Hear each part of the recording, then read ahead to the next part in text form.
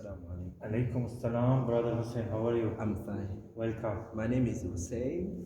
As Okay. you hear, I'm born Muslim. I'm from Benin, from West Africa. Benin. Yes, Okay. from Benin, Republic of Benin, Yeah. in West Africa, in Okay. between Ghana and Nigeria. Um, I'm Muslim, a born Muslim, from parent Muslim and descendant of what type of family that we call Imam's family in West Africa. Oh, so they were scholars. Yeah, they were scholars. Yeah. Okay. So um, all I knew is that my pride, of course, in West Africa as Muslim, that we have one religion, we have one Allah, we have one Quran, we have Prophet Muhammad sallallahu alaihi wasallam as the last and the greatest of messengers, and we have one Kaaba, we have one Ummah. So this is the understanding of your country. Yeah, that's the my or your understanding. family. Yeah, my family, that's how we grow up. So there you didn't hear about Sunni, Shia, these sects. You know just one Islam. The first time I hear about Sunni Shia, I think I was already at university, so I was above my 20 years old. Okay. And it did not even make any difference in my head. What does it mean? I really did not. It did not make any sense for me because I've been brought up with one Islam, a simple Islam. simple Islam. That's all. Allah, So, Muhammad, but I also understand no one has right to be ignorant. So I also keep. I was happy in my ignorance until when I start traveling around the world, mainly Africa, because of work, humanitarian work. And the first time I questioned myself, it was in Congo. That was about 2018. 2018. Yeah, 2018. Before you come to Namibia. Before I come to Namibia, 2017 or 18. And you went there as what was your job? It's always humanitarian, working with countries in epidemic area. So you worked for UN? From United Nations. Yeah. Okay. So the first time I wait and question myself, what does it really mean that we have two main branches in Islam? It is when one scholar or one leader was killed. This and our brothers and those that left us in Saudi Arabia. It was in 2017. I think it was a political. It was Sheikh Namr. Sheikh Namr, and then you heard the news. So I even heard the news in Friday, on one Friday at the mosque, but it was not a Shia mosque. It was a Sunnite mosque, where the Imam that also studied in Saudi Arabia was warning Muslim population, that we should not break unity of Muslim because Shia Sunni exists, but it is even a wealth for Islam than a problem, because for him the way that Imam was executed or was killed by the state, and he was calling that we need to be very, very careful between politics, between state issues and our religion. That as Muslim we need to show compassion to our brothers, whether they are Shia. So he was angry about what happened. Angry, so he was warning and say Muslim we cannot accept those type of situations. That was the first time I tried to understand. So what's going on exactly? So after prayer, I try to be close to him and say all what he can tell me is that Islam is beyond division, and Okay. we should not allow what even Muslim don't allow to non-Muslim, like crime, killing for reason of state or for reason of politics. We need to be one human.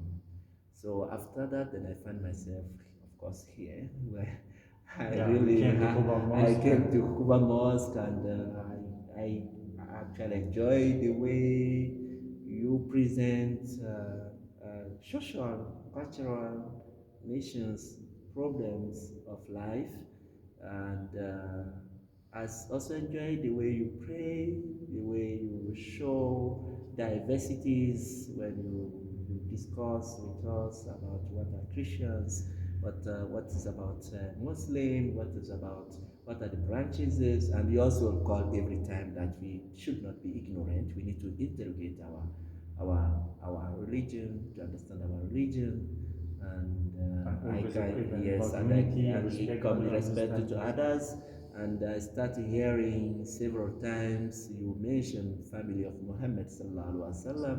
That was quite a bit new for me. I saw every Friday you Yeah. used to listen Yes, carefully. yes. It I was saw. a bit new for me. It was a bit new for me to have that deep conversations, and from there, question to questions, to understand why, what is the difference, why this, why that. From there, then I just pick it up that there was something that there was a big gap that happened in my past, in my life, in terms of knowledge of our religion, and lack of knowledge is lack of a lot of things.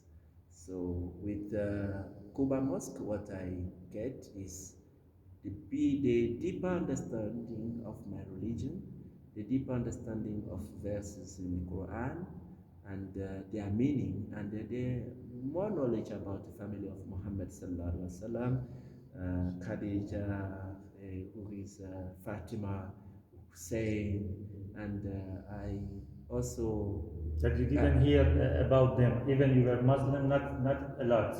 not really. Yeah. Not, I know our prophet has a family, but the life dynamic among within family life was not really out properly. All I know, we know we have Sahabat, and what's really happened among Sahabat, we don't know.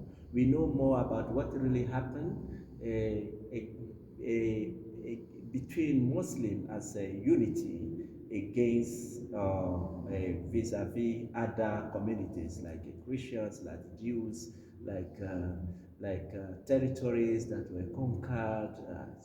But what really happened in terms of how Muslim interacted, I think is with Quba Mosque, with you here, that I get to understand it. And it looks simple for people that know, but for me, over 30 years passing, not having that information within my own religion that I'm so proud of, it was a big gap. The other important that I learned here is also the importance of the messages that we have in Quran regarding family of Muhammad sallallahu alaihi wasallam. Because Because our topic usually here in Friday it was about Quran. it's about Yeah. Quran, But we tried that show. the deepest way, and Yes. how do Yeah. we bring it to our life as Muslim, and also how do we apply it with other communities, and how do we build up on top. So I'm emphasizing that gap because it is for me the foundation for me to be proud to be Shia today. If And I remember, sorry, I remember that that time you asked me and you made an appointment and you came here and Yes, you had. yes, Do yes. you remember I that? remember that, and I Yeah. get your book. I did not know that it was your book, and what I said, why is almost what you are telling me are in this book. So The same, I was the so same. proud. I was so proud of that book, and I keep it, and I keep revising it, reading it. The second thing that I get is that beyond that knowledge that I start getting, I develop love to Muhammad sallallahu alaihi wasallam and to his family, and I learn a lot. That a lot of things can happen, even where we don't expect it. So, like the death of our beloved Fatima, the daughter of Muhammad. Anytime you think about it, it's a big lesson. It's so deep. Like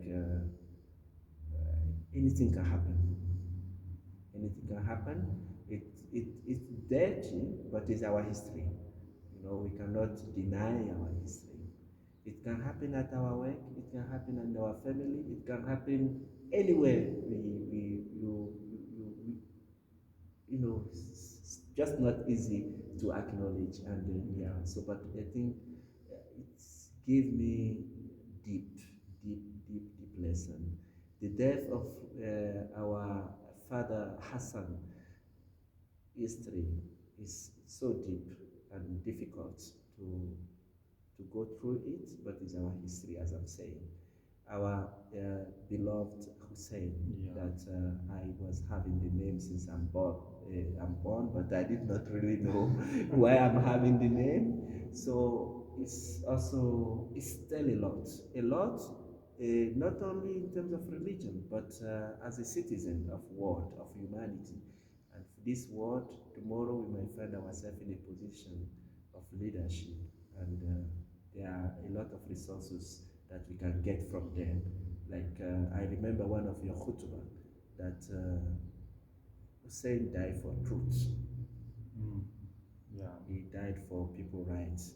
For He justice, died for for truth. justice. He died because he wanted to keep Islam pure. Mm. So I think today is still needed in our Yeah. day-to-day life. Even in the international setting where we are working, we are deciding over people. There are situations people go through. I think they can still take a lot from Hussein's life, and it can contribute not only in terms of, I say, religion, but in everything we can still have resources Yeah. from there. It means a lot for me. And as I remember, you see, when you came here and in our session, uh, then we decided to start from about history of Islam. Yes, Okay, yes, we had several sessions, yes. and I started from the Prophet Muhammad sallallahu Sallallahu alaihi Alaihi wasallam, Wasallam. and I told just that part of history that all Muslims they accept it. Okay, and Yes, as yes, you yes, remember, yes, yes. and sometimes we read some verses about that, Yes, yes. and then uh, when I started what happened after Prophet and sallallahu alaihi Sallallahu Alaihi wasallam, Wasallam. sometimes you say, oh really? Yeah, How it yeah. happened? Those are they are very And difficult to after accept. yeah, The and very after some sessions, yeah. when we finished the story of Imam Hussein, you said now I am sure. Yes, I'm sure. I Yeah, want yes, to. and I said no. I Yeah. want to engage. Yeah. Even it. I was from that time. If I have to choose between two ways, To and I have understand, to you can say. understand, and you see, I would actually be in the camp of Muhammad Sallallahu Alaihi Wasallam and his family members. I would rather be security boy or a cleaner just to be part of the family. And it's also one of our wish to be one day with them. So it, for me, it makes a lot of sense. And I encourage all Muslims to try their own experience. There is no particular there is no particular implication than getting more knowledge, more light, more liberty of choice, and also to also understand why there are some differences and to manage it, yeah, between among ourselves. The third message that I get by being with you here is a message of peace. The message of peace that even with non-Muslim, live as a model. Even with whoever, live as a model, and you will from there you will guide a lot of people. So that message of peace is extended to our Muslim Ummah. We cannot deny today that Muslims are suffering for lack of peace. I'm a humanitarian staff. I know what is suffering of people, Sudan, Somalia, Ethiopia, Congo, Yeah, Nigeria, all the wars. Mali, Niger, Syria, Yemen, but Bangladesh, Nepal, people are suffering. And Europe, even in the heart of Europe, I was still student when Kosovo, Yes. people, Yeah. because they are Muslim, we still have it. So it's called us to again learn from Hussein, our Yeah. father, that went also through a lot of suffering. We should do our best. We need to do our best to collaborate among ourselves to keep peace. Yes, and we To should respect other other understandings. understanding. So that peace message, and I see you are part of the platform of inter-religion discussions for peace in this country. For me, it's a lot. I'm learning a lot from that. And peace with other people, but peace among ourselves mostly. Yes. May I will be proud one day. And even I'm very, very proud to pray here with Sunnis. There Yeah. are a lot. We are praying together. We are learning what are our differences. Different nations, different And understanding according all to together. each person feeling, you choose. The best way is just to choose where you feel good. If you think you still feel good by being Sunni, then it's fine. There is no problem for that. But at least you know what happened. So the most difficult situation is to not know what really happening within our own religion with a lot of information today. We are in Yes, a world of yeah. information. So it's a bit difficult to say that things. No, of course it's hard, but it's our religion. We have no choice. We need to keep it and to remind.